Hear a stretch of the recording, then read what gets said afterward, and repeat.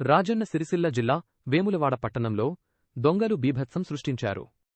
ఆషాఢమాసం కావడంతో భక్తుల రద్దీ తక్కువగా ఉండటాన్ని అదునుగా చేసుకున్న దుండగులు వేములవాడ జాతర గ్రౌండ్లో మూసి ఉన్న దుకాణాలను టార్గెట్ చేశారు. ఏకంగా 10 దుకాణాల్లో చోరీలకు పాల్పడ్డారు. అయితే ఈ దొంగతనంలో ఓ ఆసక్తికరమైన విషయం వెలుగులోకి వచ్చింది.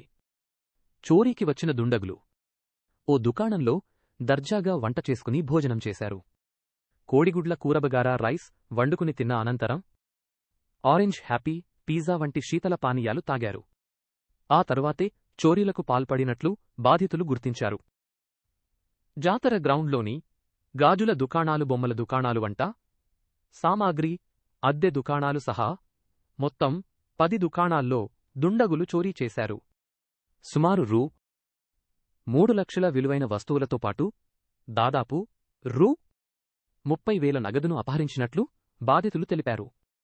సమాచారం అందుకున్న పోలీసులు ఘటన స్థలానికి చేరుకుని పరిశీలించారు. క్లూస్ టీం ఆధారాలను సేకరించింది. సీసీటీవీ దృశ్యాల ఆధారంగా దొంగలను గుర్తించేందుకు పోలీసులు గాలింపు చర్యలు చేపట్టారు. ఈ ఘటనతో వేములవాడ జాతర గ్రౌండ్లో తీవ్ర కలకలం రేగింది.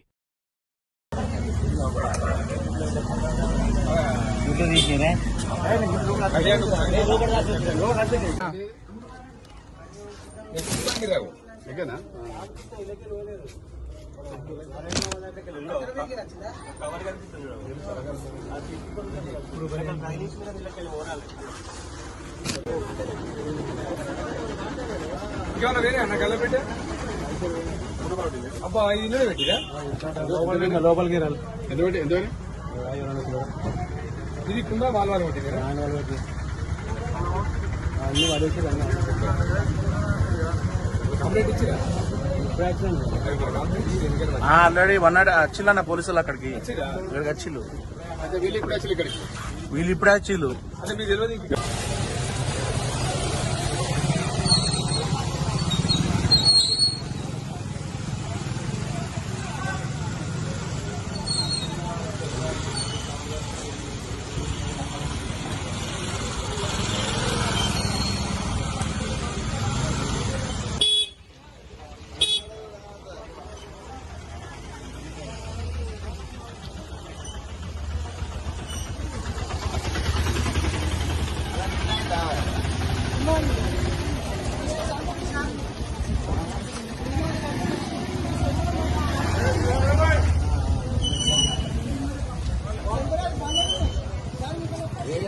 బాగా చూడాలి బాగా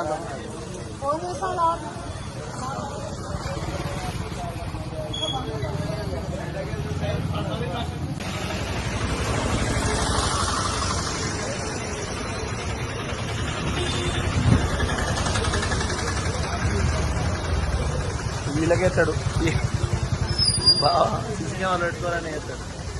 ఆ బ్రేకింగ్ కొట్టనండి.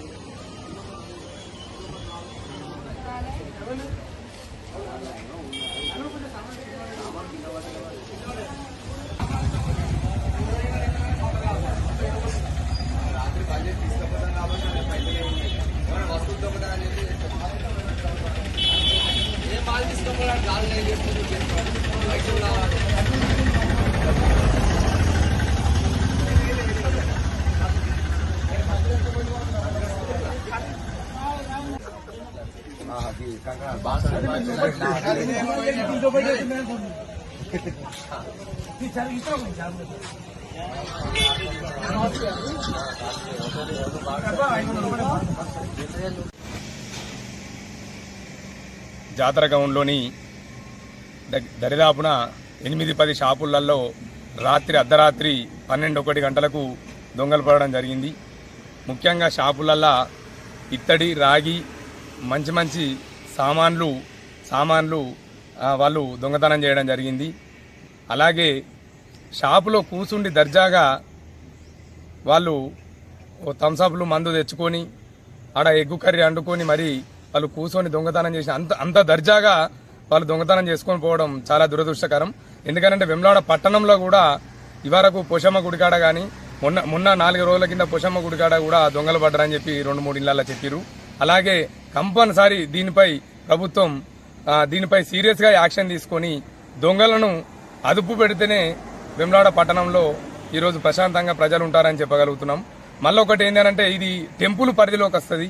అన్ని షటర్లు దరిదాపున 2 నుంచి 4 లక్షల లోపు ప్రతి షటర్కు వసూలు చేస్తున్నారు.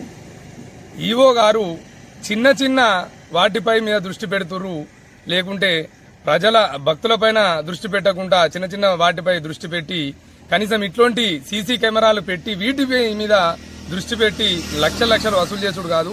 ఇక్కడికి వచ్చే పాపం వాళ్ళకి షటర్లు ఇచ్చిరు, వాళ్ళకి సెక్యూరిటీ కూడా మీరు ఇవ్వాలని చెప్పి మేము కోరడం జరుగుతుంది.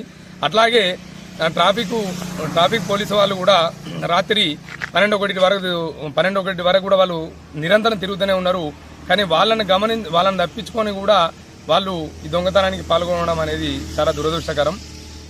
నిజంగా చెప్తున్నా, వీటిని ఖండిస్తున్నాం. కంపల్సరీ ప్రభుత్వం దీన్ని దృష్టికి తీసుకెళ్లి వీటిని అదుపు చేసే విధంగా చర్యలు తీసుకోవాలని చెప్పి కోరుతున్నాం.